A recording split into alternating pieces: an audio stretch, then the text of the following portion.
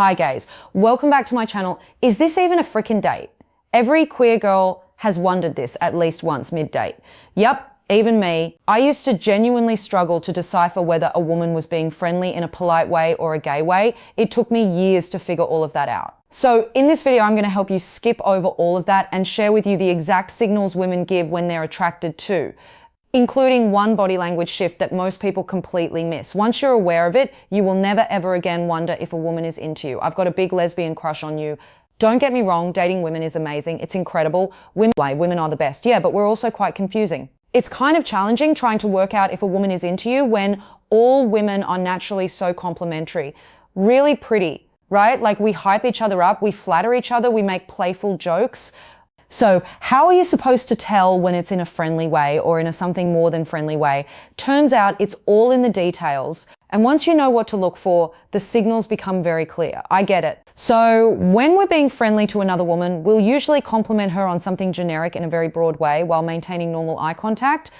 We might say something like, "Oh, red is really your color," or "Wow, that dress looks great on you," or "I love those heels. Where did you get them from, babe?" But when a woman is attracted to you, she will get way more personal and specific. She's not just going to acknowledge how great your lipstick is. She will make a point of telling you how good your lips look in it. So she might say something like, "Wow, you have such gorgeous lips. That shade really shows them off." And she'll do it while giving you something called the love triangle. So in typical social settings, we look at people's eyes when we speak to them, but eye tracking technology studies have found that when we are interacting with someone who we are attracted to, our eyes move in a triangular motion that body language researchers have coined the love triangle. And this is essentially when our eyes dip down to the person's mouth, then back up to their eyes, then across and down again. It's like we're trying to take in more of their face because we just enjoy looking at it. "You're so beautiful, I know it," and we do this completely subconsciously. So she won't be doing it deliberately to send you any kind of signal, but if she's doing it, she likes what she sees. And if you're sitting there thinking, "Wow, straight women have it so easy," they don't have to decode anything to work out if a guy is into them. Why can't it just be easier to meet single, available queer women who are actually into me? Then you will definitely want to join the waitlist for my upcoming retreat, Lesbian Love Lab, which is happening live in person this summer in Toronto. Lesbian Love Lab is a 2-day experience combining workshops on queer flirting, dating, and sex with structured speed dating, and a flirty cocktail night with yours truly and 50 super hot single lesbians. I want you to find hot queer love, and I want to make it so much easier and less complicated. And I want that so bad that I'm flying all the way from over here in Sydney, Australia to Toronto to make it happen for you. It is an exclusive event limited to just 50 women, so it's by application only. Applications haven't opened yet, but they will be opening soon. So if you want to make sure you don't miss out on your chance to apply, then you need to make sure you get your name on the wait list. Just tap the link below this video to join it now. Let me ask you a question, babe. Have you ever worried about how your hair looked or how buoyant your boobs were in your push-up bra while you were just hanging out with your bestie? No, you wouldn't have cared. Most of us are happy to just slobber it right on out in our sweats when we're hanging with the bestie.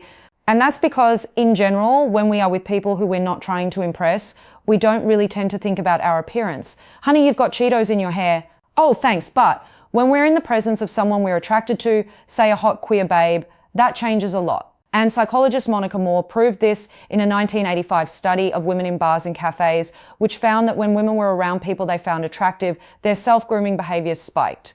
And by self-grooming, I mean things like tossing hair, touching the lips, and readjusting clothing. These gestures aren't random fidgeting, they're part of our natural sexual signaling. So next time you're talking to a hot woman and you happen to notice that she keeps adjusting her clothes and playing with her hair, that woman isn't just being nice, she's into you. One of the biggest giveaways that a woman is into you is when she makes excuses to keep touching you. This is something psychologists call closing the gap, and it was first discovered by body language researcher Edward Hall back in the 1960s.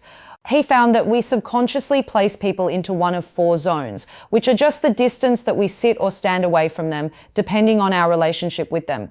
And a couple of the zones in particular play a very big role in attraction. In everyday conversation, when we're just making small talk with someone, we tend to stand roughly 8 feet away from them. And that is known as the social zone. It's often the place that we'll put work colleagues or people that we're chatting to at a party.